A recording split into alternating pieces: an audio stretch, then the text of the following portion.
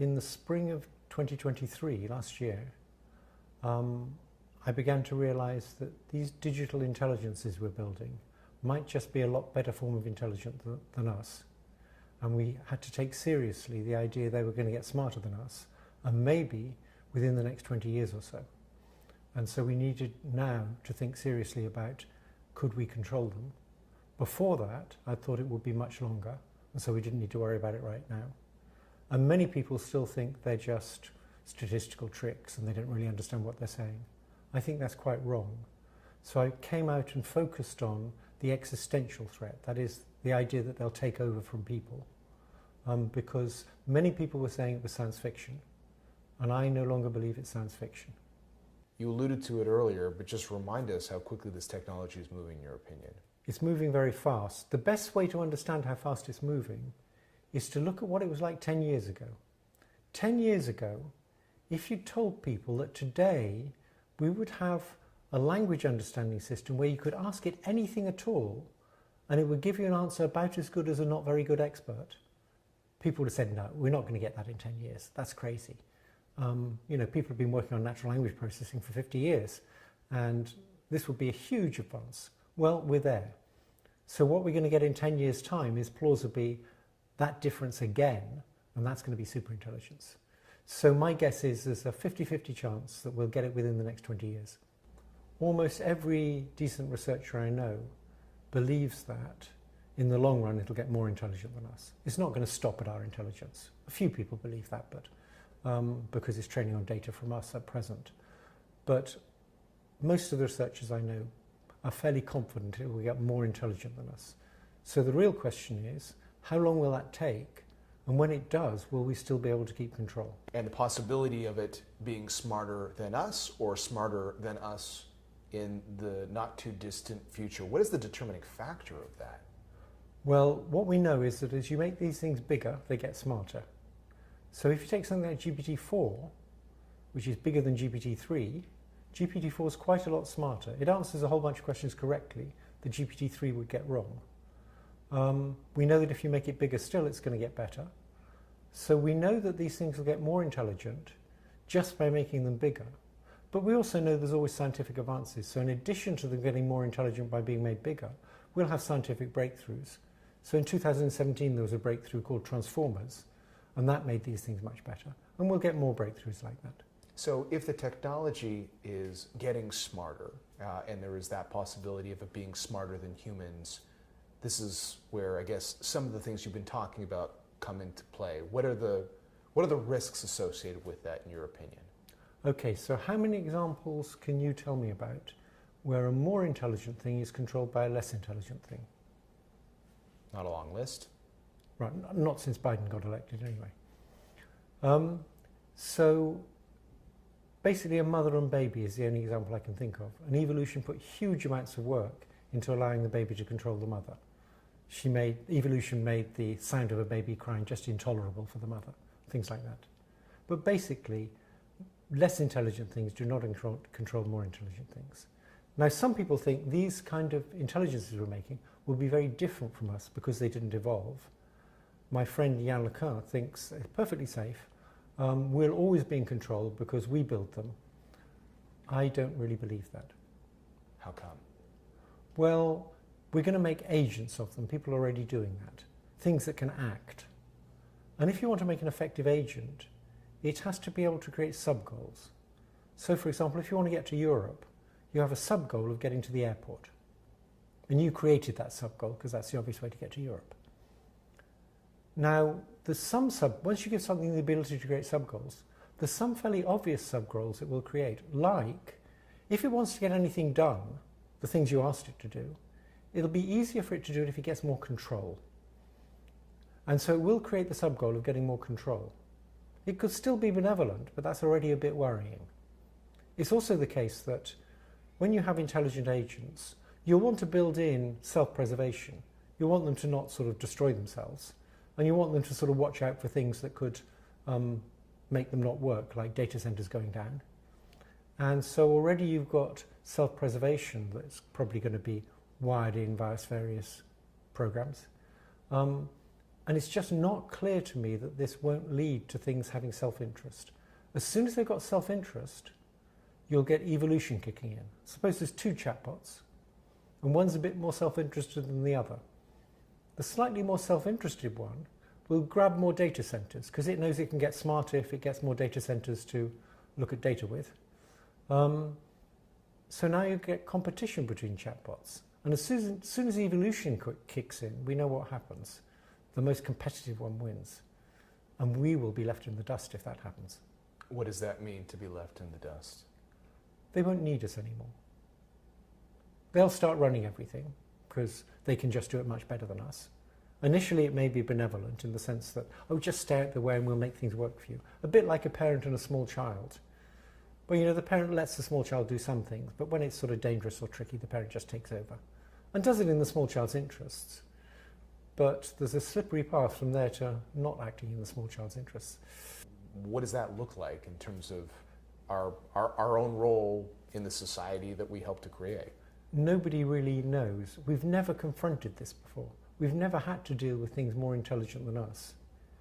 And so people should be very uncertain about what it's going to look like. And it would seem very wise to do lots of empirical experiments when it's slightly less smart than us, so we still have a chance of staying in control. And I think the government, for example, should insist that the big companies do lots of safety experiments, spend considerable resources, like a third of their compute resources, on doing safety experiments while these things are still not as intelligent as us, to see how they might evade control and what we could do about it. And I think that's a lot of the debate at OpenAI.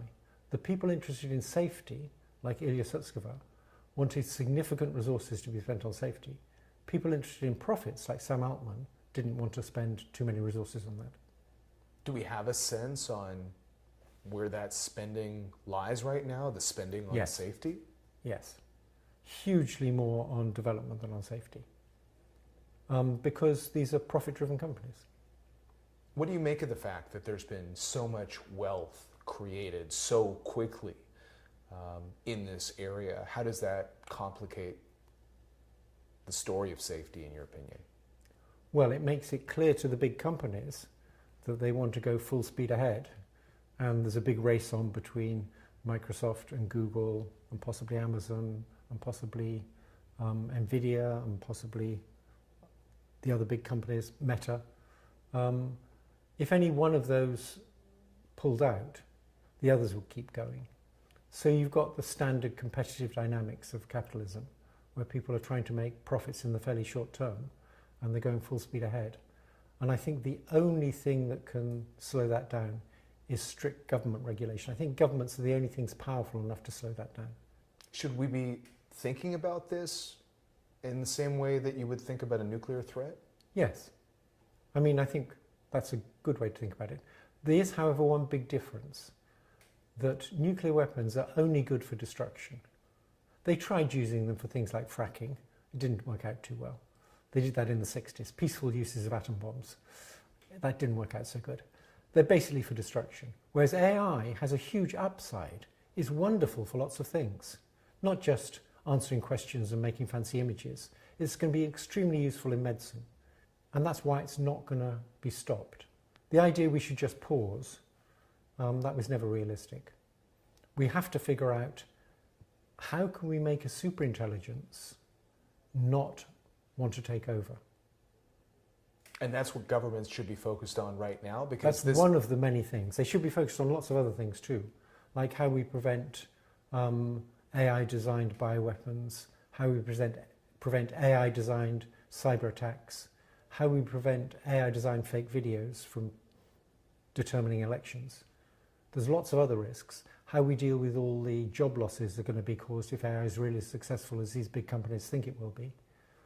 Those are all other distinct risks with distinct solutions. I've just tended to focus on the existential threat because that's something that many people thought wasn't real. I just wonder, is there a suggestion or a solution that you might present that would find a way to balance these trade-offs from the opportunity that this technology presents, which you've outlined, versus these significant risks?